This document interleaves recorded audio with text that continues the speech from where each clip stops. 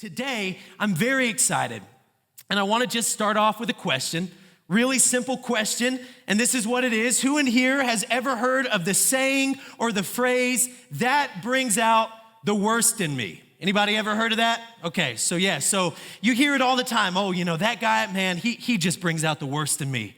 Or that girl over there, she brings out the worst. This place, this day, whatever it may be, that just brings out the worst in me. How many of y'all out there have a little list going of the things or places or people that bring out the worst in you? We all, okay, yeah, I see a few honest hands out there. Listen, I'll tell you that for me, one of the things, or the places I should say, one of the places that really tends to bring out the worst in me is the grocery store, okay? Now, I'm not just talking about any grocery store.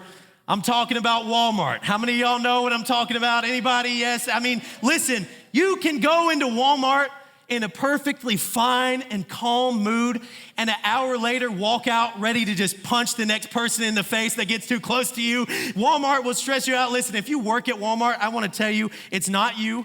It's nothing against you. It's the people that shop at Walmart. It's those people. And listen, if you shop at Walmart often, I hate to tell you, but you bring out the worst in me. I mean, you people are crazy. The people at Walmart are just crazy sometimes. I'll give you an example. So I was walking through Walmart one day, and I'm walking through, and someone's coming towards me. It's a young girl. She's about my age. And I see that she has a shirt, and I think it says something. And so I'm looking at this shirt, and my vision isn't really very good. And so as she gets closer, I look at the shirt, and I see that it says single. And I just start to think, what kind of a moron would wear that shirt?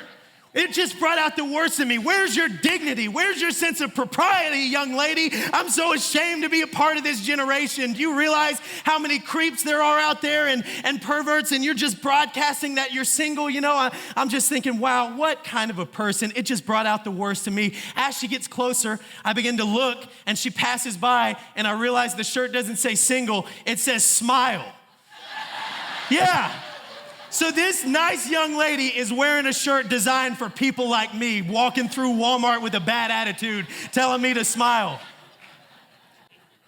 Couple weeks ago, this was 2 weeks ago, this is so embarrassing. I was in line at the 10 items or less checkout. I was in a rush. I needed to get back to the church. I was checking my watch, and I look in front of me, and there's a lady with a cart, and it's full of like 30 items. And I just think, man, what kind of a person? Are you kidding me? Does she not know that there are people in a rush? There's a reason that society has laws that you follow. It's 10 items or less, and I'm just mad at her, and they're just scanning every item, and I'm thinking about throwing her stuff off the conveyor belt, and just this terrible, bringing out the worst attitude within me. So they scan it, she checks out, she leaves. I go to put my stuff on the conveyor belt, and I realize I have like 30 items in my cart. I probably had 40 items in my cart. I was just as bad as she was. Y'all, I'm telling you, Walmart just tends to bring out the worst in me. And that's without even mentioning the Blue Bell liquor. I mean, I'm not even gonna get into all that. It's just a whole other level over there of bringing out the worst, And so we all have the things that bring out the worst in us. And we're living right now in a world, how many of you know, where it seems like people are in a constant state of being at their worst, right? Seems like people are constantly, if you just pick a random person off the street, that person's gonna be frustrated, unhappy with life, unsatisfied. They're probably gonna be at bad attitude. A lot of people are depressed, and they probably go through life with this mindset that says another day of the same old junk, rather than, hey, another great day to be alive. How many of y'all know that's true? That's what our culture right now looks like. And so today's message title is bringing out your best. Bringing out your best. I'm preaching a Joel Osteen message today. No, I'm just kidding, not really. Bringing out your best. So y'all follow along with me. Please keep an open mind. Follow with me, okay? I promise this isn't gonna be some prosperity gospel, whatever. Follow along. So talking about this subject of bringing out your best in a culture where it seems that people are constantly operating at their worst. Everyone's always bringing out their worst. How do we, as Christians, as children of God, how do we bring out our best, okay? Number one, we're gonna start with a very simple question. Number one, am I at my best? It's a question for you to ask yourself. It's a question for me to ask myself. Okay, so think about that with me. Think and be honest. Put the pen or the phone down and think right now. am I at my best? Am I bringing out the best in my life right now? Okay, how many of y'all have ever met those people that just seem to think they're perfect? Anybody? Now, come on. We all know those people, right? In their mind, every breath they take, every word they speak, everything they do is the definition of excellence, right? We all know those people. They think that they can do no wrong. They're the greatest thing since sliced bread. And you know, there's really no arguing with them because they're just the best and there's no question to it. Makes me think of that old Mac Davis song. Okay, now listen, I realize some of my kids aren't gonna know this one, but adults, y'all might have to help me with this one. You know, Mac Davis used to sing, "Oh Lord, it's hard to be humble when you're perfect in every way," right? We remember this song? Seems like that song was designed for people like that. Don't you just love those types of people? Isn't it just fun to be around them? Listen, I want to tell you that this subject, people get confused because this subject of bringing out your best for Christ, operating at your best for Christ, does not equal a perfect life, okay? The idea of bringing out your best does not mean that your life is picture perfect, does not mean that everything is always just smooth sailing and easy, does not mean that life is sunshine and rainbows all of the time. The idea of bringing out the best in your life, being the best you can be, is really summed up wonderfully by one very simple verse. If you want to turn there, you can, but it's just one quick verse. If you want to follow along on the screen, it's 1 Corinthians 10, verse 31. Okay, 1 Corinthians 10, verse 31, and it's simple. We've all heard it several times, I'm sure. It says, "So whether you eat or drink, or whatever you do, do it all for the glory of God." Everyone say, do it all for the glory of God. Here's the deal. Bringing out your best does not mean that life is perfect. It means that even when life is imperfect, God is still getting glory, right? Does not mean that the bank account is always full. Does not mean that the bank account's overflowing, but it means that even when the bills and the tithes draft out, and you barely got enough for ramen noodles to eat for 2 weeks, God is still getting the glory. Doesn't mean that every relationship is perfect and everyone who ever meets you is just gonna fall in love with you instantly, but it means that no matter what people say or think or how they view you, God is getting the glory.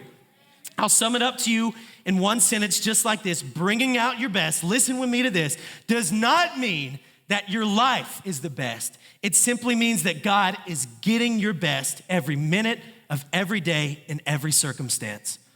I see some pins going, so I'll say it again slowly. Bringing out your best does not mean that your life is the best or that it's perfect. It means that you are giving God your best every minute, every day, in every circumstance. So I'll ask it again. Think along with me right now. Let me ask you, am I at my best?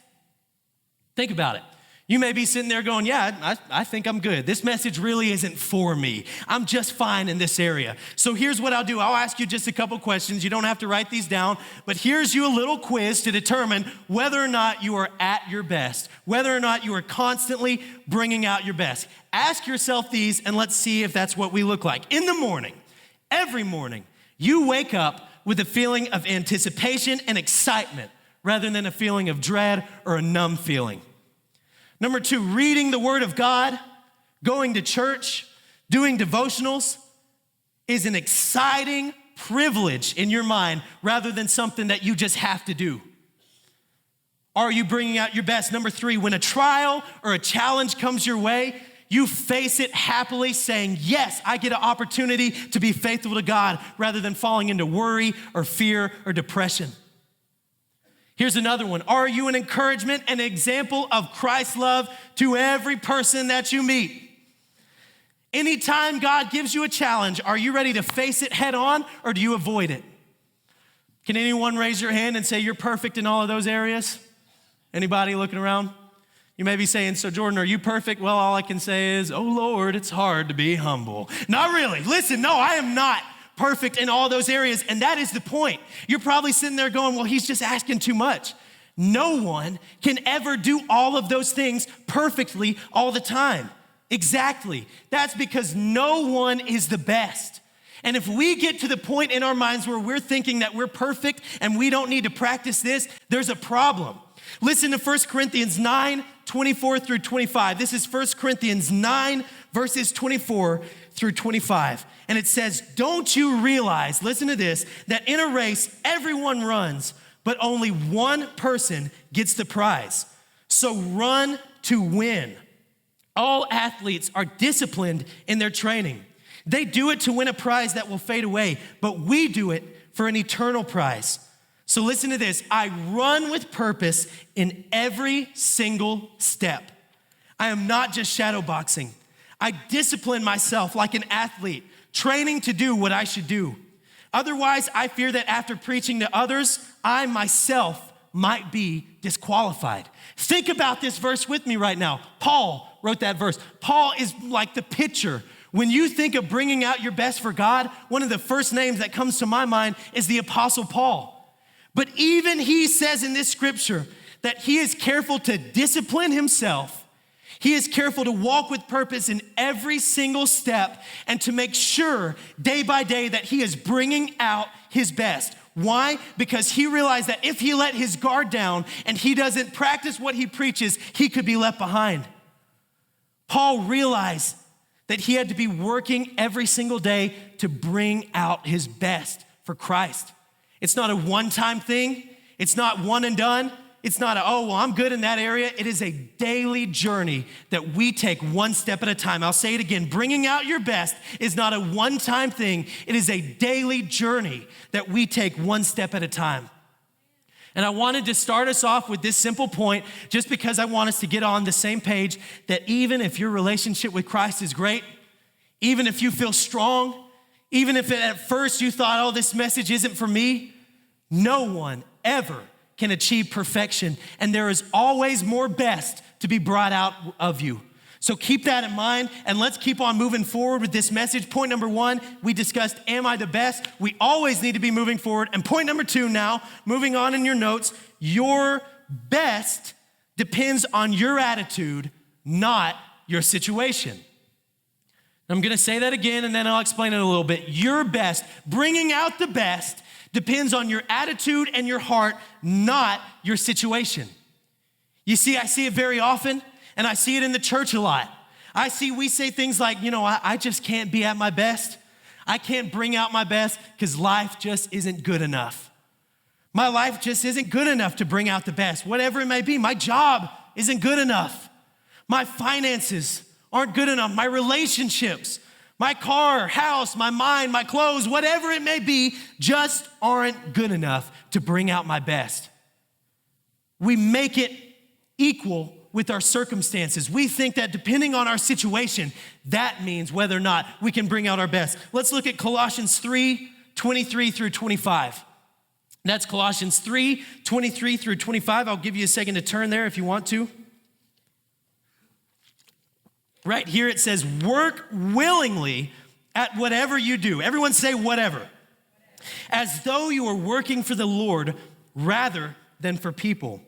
Remember that the Lord will give you an inheritance as your reward, and that the master you are serving is Christ. But if you do what is wrong, you will be paid back for the wrong that you have done, for God has no favorites. This verse teaches us that no matter our circumstance, no matter our situation, no matter your problems, no matter what your life looks like, our job is to follow Christ, work for him, and bring out our best, because our masters are not here on this earth. Our master is God, and our reward is not here on this earth. Our reward is in heaven. We have been called, no matter the situation, to operate at our best. And you may be sitting here thinking, I just don't buy it. My life is not good enough. I don't believe you, Jordan. I can't bring out my best with how my life looks right now. Well, I'm about to tell you a story. It is an amazing story. If you have not listened to me at all today, please listen up now, because I'm about to tell you something that's about to prove you wrong. 2 years ago, we all remember Hurricane Harvey, right?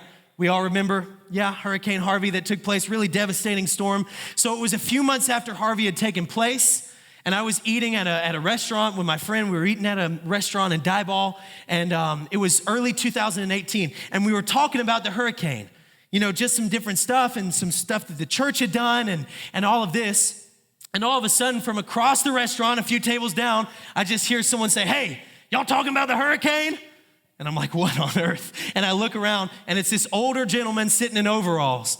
And instantly I'm just like, okay, check please, get me out of here. What is this guy about to do? So he just comes up and he pulls up a chair to this table and he just starts to talk to us. Did your family stay safe? Did all your property stay free from damage and all this? And, we're just answering his questions, kind of confused. And he eventually says, hey, well, would you let me tell you a story? We said, sure. And so he said, well, I heard you guys talking about church. And he said, I'm a pastor of a church down this way, a little way. We're in a very small town. It's about 20 miles off of Highway 59, off of a county road. And he said, right around the hurricane when it started, our church really had some repairs that we needed to make. He said the roof was messed up and we needed to patch it. He said, there were issues with the paint. There were some structural issues and some carpentry that needed to be done. And their church really needed to get this done, but they just didn't have much money. So they had saved and they had done what they could, and they were starting to get ready to work on this little church, and that's when the hurricane hit. And as soon as the hurricane hit, the roof is leaking and it's causing all this damage. And the pastor says he's in his church praying, and he walks out and he looks down the county road, listen to this, and he says he sees a caravan of cars heading their way. Highway 59 had gotten washed out, and all these evacuees from Houston were just coming down that way because that's the only place they had to go. He said their little town was filled to the brim with evacuees. And he said, I really didn't know what to do, but I knew I had to do something. So he opened up his church doors and he said, hey, y'all come on in. He didn't have blankets, pillows, didn't have food. He said he opened up the fridge and all he saw was some eggs and tortillas in there. And I'm sitting there thinking, is this dude about to do like a loaves and fishes, multiply the eggs and tortillas? What's happening here? But he just said, no, I started calling all the members of my congregation and we gathered together. And the ladies brought and cooked food and the men brought tarps for the roof and everyone was bringing pillows and blankets and all this stuff. And he said, we ended up having over 150 people stay in our church, fed and clothed with meals and a place to sleep, some of them for up to 5 days. Now listen to this. He said we kept them 150 for days. He said eventually, the people started to go home, the waters cleared out, the roads opened up, whatever. They started to go home. And after a few days, he didn't really think much of it, move on with life, see what the damage was and just keep on going. And he said one day he walked out to his mailbox and he looked in there and he saw a couple pieces of mail that he hadn't seen before. And he opened them up and they were checks. And he's thinking, what on earth? And he realized that he was getting checks from people that he helped or family members or churches or local businesses that had heard. And so as the days go by, each day he goes out and there's more and more checks in the mailbox and he's getting them all out. People are sending money and blessings and all this stuff. And at this point, our eyes are locked on this old man. I'm not even worried about the fajitas down here. I'm just hanging on to every word he says. And he says, boys, I want to tell y'all something. He said, our original need to do the repairs that we had to do in the church, not that we wanted to do, but what we had to do was a little over $5,000. And by the time it was said and done, people had given $26,000. Is that not something else? And the first thing I'm thinking is, oh, this guy's just good at telling stories. He pulls out his phone and shows me this remodel and this add-on and community projects that they had donated to with all this great money. And I'm sitting there thinking, wow, what an awesome experience. But listen to me right now. Listen to this. Think of this. That old man, that pastor, had a million reasons why that situation should have brought out the worst in him. He had a million little reasons why that should have been chalked up in the loss category instead of in the victory category. But because of his attitude, because of his mindset and the choice, keyword choice he made to bring out the best, no matter the situation, God gave him one of the coolest victories I have ever heard. Think about it. Think if this pastor would have had the negative attitude that some of us have sometime. Think what that story would have looked like. Y'all talking about the hurricane? Oh man, that was the worst. Our church had all these problems and the water caused more damage and our supplies got rained on and we had to cancel the church workday and we had all this riffraff come in from Houston and they tore up the lawns and kept us up late at night and I couldn't buy groceries and I had to wait for the gas pump. Do you see what I'm saying? Just like that. This situation could have changed from a miracle to a disaster. And it all depended on one thing, the attitude and the heart and the choice of this pastor to bring out the best of a bad situation. Y'all, it is our choice. It is our choice to take whatever is being dealt to us in life and bring out the best. And as a society of Christians, we have got to get out of this mindset of, oh, I can only bring out the best as long as my life is great. If it's not great, I just can't do it. We have got to let go of that. I'm not trying to get political, but I saw a post on Facebook, and this to me isn't a political issue, it's a heart issue, and it was a pro-abortion post. And on this post, I'm reading it, and it says, abortion should be legal because some of these kids that are born, they could be born into poor homes or homes where they're neglected or abusive homes. So it would be better for them to just be aborted than for them to live. My jaw dropped as I was reading this. I could not believe the words that I was reading. And I went to scroll past and just say, Jordan, forget about it. Get on with your day. Don't think about it anymore. And it just kept eating me away. And so eventually I went and I sent a message to my friend and I said, hey, I love you. I'm not coming against you. I'm not trying to be hateful to you, but I want to tell you, you are dead wrong because I know people, many people, countless people who grew up in poor and abusive homes where they were neglected and abused and raped or even worse, but they chose to take their situation and surrender it to Christ. And because of that, they are godly, contributing members of the society, successful people, all because they chose to surrender their situation and give it to Christ and make the best out of what they were given. It's a mindset we have to get rid of, and I'm gonna end out this point with a little example. And I told y'all I'm preaching to you like I'm preaching to the youth today, so I'm about to get some eye rolls, but you're not gonna forget it, I bet, so stick with me a little bit, okay? So right here, what I have is some ingredients, okay? And what I need a volunteer from the crowd.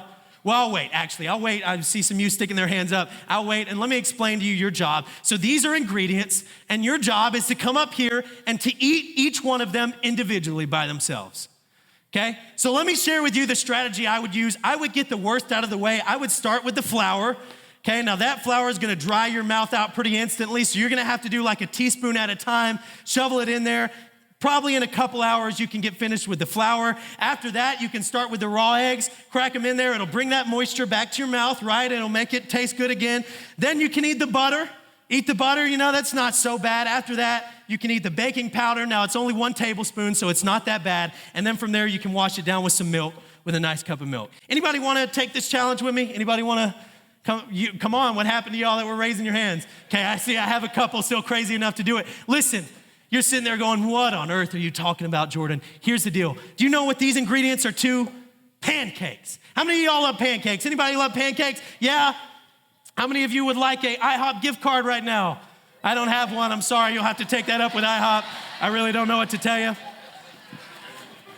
Listen, these ingredients on their own are disgusting. You may be raising your hand. You ain't going to make it through this bowl of flour, I can guarantee you, on their own. It's a terrible thing to imagine, but when incorporated, they become something great. So what am I saying? This is what I'm saying. I'm about to get some eye rolls. Each one of us in our life has been given a list of ingredients.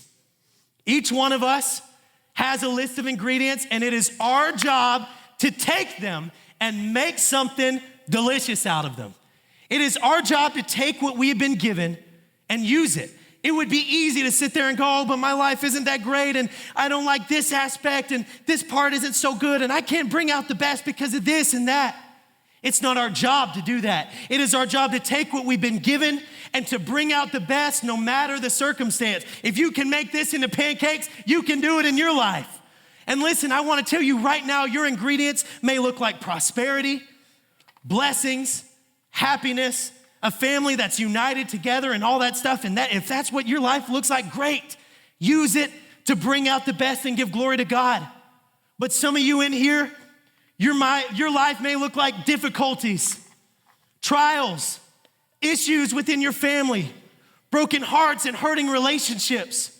So your job is to take that, surrender it to Christ, and allow Him to make something great out of it. That is what our job is as Christians. we are called to bring out the best in every single circumstance, and we can't sit there and blame our lives because it's not circumstantial. It's about what Christ says about us. We're gonna end out today with point number 3. Point number 3 right now. So number 1, we discussed, am I at my best? Number 2, we looked at being your best. Bringing out the best is not circumstantial. It's about your attitude and your heart. Number 3, your best should bring out the best in others. Your best should bring out the best in others. Once we learn to bring out the best in our lives, once we learn to give God the glory and contentment in every situation, once we learn to operate in that way, we are not done. Our job is to then go out and bring out the best in others. I'm throwing around that term, bring out the best, a lot, so I'll give you a break from that one, and I'll put this point this way. Any of you ever heard of being blessed to be a blessing? We need to be blessed to be a blessing. Let's look at Luke 19, verses 1 through 10. This is the story of Zacchaeus. I'm sure most of us have heard this story before, right? Let's read it together. It's just 10 verses. Don't get antsy on me. We still got a little time left. So Luke 19, verses 1 through 10 says this. It says, Jesus entered Jericho and made his way through the town. There was a man there named Zacchaeus, and he was the chief tax collector in the region, and he had become very rich. He tried to get a look at Jesus, but he was too short to see over the crowd. So he ran ahead and climbed a sycamore tree beside the road, for Jesus was going to pass that way. When Jesus came by, he looked up at Zacchaeus and called him by name and said, Zacchaeus, come down quick. I want to be a guest in your home today. Zacchaeus quickly climbed down and took Jesus to his house in great excitement and joy. But the people were displeased. He has gone to be the guest of a notorious sinner, they grumbled. Verse 8, meanwhile, Zacchaeus stood before the Lord and said, I will give half of my wealth to the poor, Lord. And if I have cheated people on their taxes, I will give them back 4 times as much.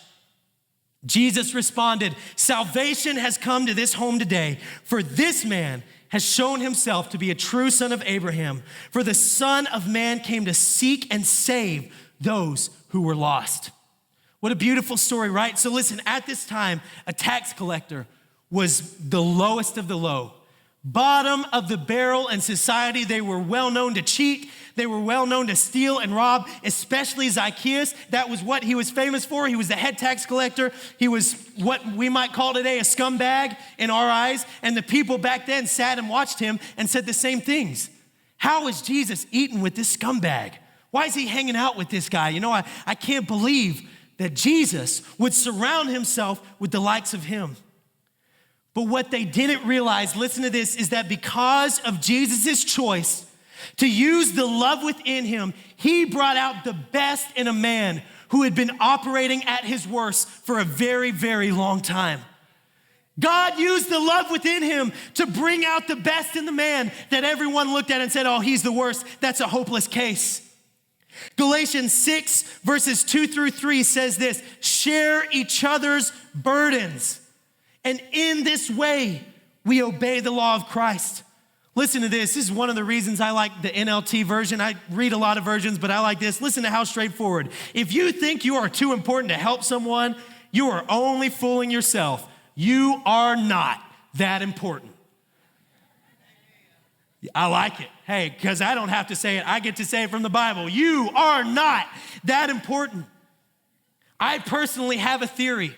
And I can't necessarily find this in the Bible, so take it with a grain of salt. Don't take it as a fact. But I believe personally, and I believe God revealed it to me, listen to this, that the rarest, most valuable personality type is an encourager. I believe that God revealed that to me. I'm not just spewing that out. The rarest, most valuable personality type is an encourager. How many of you have ever met a true encourager? Anybody in here? I'm talking about you walk up to this person, you can be having a terrible day, and they will put a smile on your face. They will speak life into you. By the time you're said and done with them, you just feel blessed. It's an amazing experience to be a part of. I'm about to call someone out from the stage, and I'm sure he won't appreciate me. How many of y'all know Brother Bob Stanley right here? Yeah? Yeah. Y'all, I want to tell you, my hug from Brother Bob each week is one of the biggest things I look forward to. It overwhelms me just thinking about it. If you've never hugged this man, you owe it to yourself. I'm telling you that right now. Every week, you walk up, and if you stick out your hand to shake it, he ain't gonna have none of that. He's gonna wrap you up and speak life and love and blessings into you and talk about how good God is and how faithful he is. And odds are he's gonna shed a couple of tears because his heart is that soft and we love him for it. Y'all, that experience is something that can change a life. We all love it. Every one of us loves to meet an encourager. We love to have life spoken into us. So my question is, why not you? If we all love being encouragers so much, why aren't more of us encouragers? Why don't more of us choose to take that step to bring out the best in others? It is not natural for me. Some of you don't believe that probably, but as a kid, I was mean. I was a bully. I would make people cry. My most natural reactions sometimes are snappy and mean and stuff like that, but God put it within my heart that my job is not to do that. My job on this earth is to be an encourager and to bring out the best. And I'm about to step on some toes right now. But I believe with my whole heart that this world is full of one too many people who demand to speak to the manager every time they're not satisfied. This world is full of one too many people who are rude to their waiters and waitresses because their experience isn't just how they like it. This world is full of one too many people who walk through Walmart with a frown on their face and a bad attitude. See, I'm preaching to myself too. This world is full of one too many people who don't like what the pastor said last Sunday, or who don't like all the youth that hang out at the church, or who don't like the new paint color. The world is full of one too many people who are holding on to grudges that they just need to let go of. The world is full of one too many people who are afraid to swallow their pride and tell someone they love them and care about them that they love and care about. The world is full of one too many people who are willing to let newcomers sit on our chairs without talking to them or loving on them because they're too worried about getting their coffee or, getting their seat on time, or they're just too embarrassed to talk to someone new. The world is full of one too many discouragers and a lot too few encouragers. We have been called to bring out the best in others. And as I invite as I invite the band up to the stage, sorry about that. Now they're not gonna come. As I invite the band up to the stage, I want us to think, and Andrew, you're welcome to begin to dim the lights out there, and I want y'all to just listen and begin to think with me right now. We discussed number one, we are not perfect. Nobody can ever be 100% at their best, and we have been called to grow daily. Number two, we discussed it's not about your situation. Stop blaming the things around you and choose to make the best out of whatever circumstance you're in. And then number three, we learned that it is our job as Christ followers to bring out the best and encourage people. I'm gonna end with this story. I just realized as I was preaching this that I'm name dropping a lot of people. I'm naming a lot of names today, but I'm gonna name one more.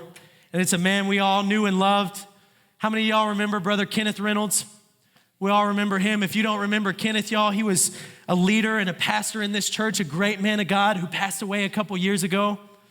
Y'all, if you knew Kenneth, he had a heart the size of Texas. He had a personality even bigger than that. He was, he was crazy. He was crazy. Some of the stuff he did makes Pastor Josh look tame. I'm telling you, Kenneth could do some crazy stuff. Y'all, I have a lot of fun memories of Kenneth. He was an awesome person. But I want to tell you about 2.5 years ago, I had first started youth pastoring. I was young. I knew literally nothing. I had gone through a week of discouragement. I was not confident. I was not secure. It was not a good place in my mind and in my life. I was standing right outside those double doors right out there, standing there on a Sunday morning, and all of a sudden I feel someone just bring me in next to him, my arm go around me, and I look and it was Kenneth, and I'm thinking, oh, what's he about to say?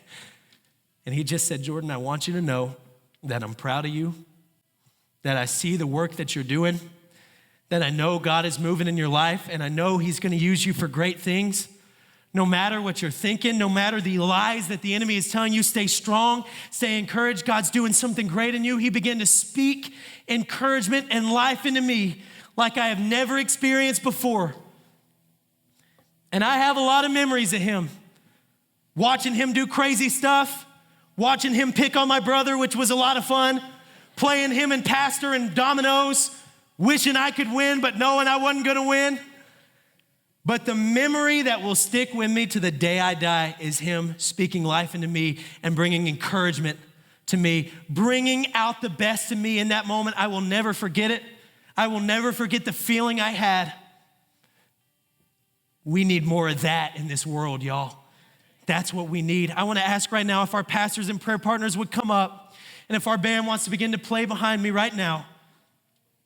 I want to give a couple of challenges, and if you would, bow your heads and close your eyes out there with me. I'm not going to take much longer. I believe there's a lot of people in this room today that are in different places in their lives. The first call that I want to give is this. If you're in here today, I never want to go through a service without doing this. If you're in here today and you believe that right now is your time to receive salvation, you say, Jordan, it's been a long time since I brought out the best, and today is my day to surrender to Christ and receive him as my Lord and Savior. We want to pray with you over that. If you're in here today and you say, Jordan, I know I'm saved, but it has been a long time since I brought out the best. I blame my situations. I blame my circumstances. I've made excuses. I have not been at my best in a long time, and today is my day to surrender my ingredients to God and allow him to make something great. And then if you're in here and you say, Jordan, I know that today I have not brought out the best in others. I have held grudges. I have been negative. I have not shown the light of encouragement and love. I have walked through my life with a negative attitude and mindset, and today is my day to begin bringing out the best in others. Or if you're just in here and you say, Jordan, I need prayer for whatever, healing, baptism of the Holy Spirit, whatever it may be, we have a prayer partner, a prayer team full of prayer partners that are ready to speak life and encouragement to you today. And it is your time to bring out your best. Tomorrow never comes. This is your time to make that choice. If you would stand up to your feet with me in here today as we begin to worship. And I want to invite you here in just a second. If you need prayer, come to the front and receive it. Bring out your best this morning. And for everyone else, let's worship together. If you need prayer, come receive it right now. Come to the front and receive it. Allow Christ to bring out the best in you. And let's worship in here together.